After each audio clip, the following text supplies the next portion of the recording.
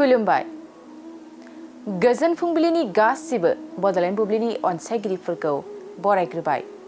दिनै 30 आगस्ट शुक्रबारनि फान्जामुथिखौ फरायथिनो लादों आं किलिखां ब्रह्मआ। फान्जामुथिनि गिबियाव दं मेष राशि। सिगांनि सुथुर जानानै थानाया जामलांगोन, बयजोंबो अनलायनानै गोजोनै थानो हागोन।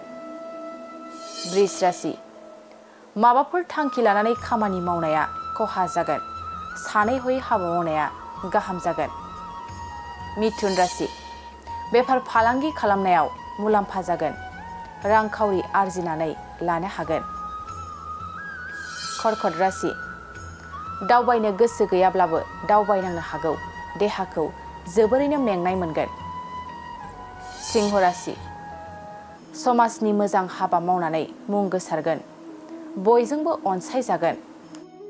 कन्या राशि। मावबाय थानाय खामानिफ्रा जाफुंगोन, गोसोखौ गोजोननाय मोनगोन।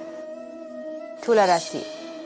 गोसोनि साननाय हनायफ्रा फेलें थांगोन, असान्थियैनो साना बारलांगोन। वृश्चिक राशि। देहायाव बेमार आजार सोमजिगोन, सावस्रिखौ जोबोरैनो लोरबां मोनगोन। धनु राशि। नोंथांनि लानाय थांखिया जाफुंसारगोन, दिनै नोंथांनि साना सुखु गोजोनैनो बारलांगोन। मकर राशि। बिनायमानि मुवा बेसादखौ मोनफुंनो हागोन, बरादा जोबोरैनो मोजां जागोन। कुम्भ राशि। मानिबा जाहोनाव गावनि लोगोजों नांलायनो हागौ, सोमोन्दोआ गावस्रालायगोन।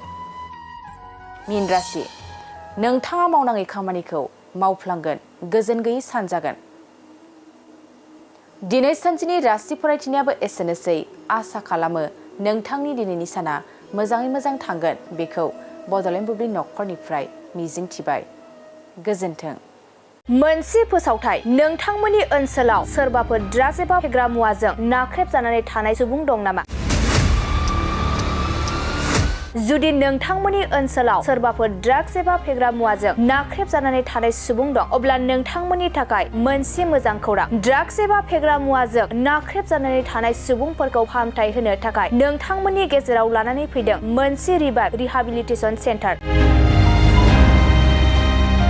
जुदि नोंथांनि नखराव आरो नोंथांनि ओनसोलाव सोरबाफोर ड्राग्स एबा फेग्रा मुवाजों नाख्रेबजानानै दं, अब्ला नोंथाङा रिभाइभ रिहाबिलिटेसन सेन्टाराव फाहामथाय होफैनो हागोन।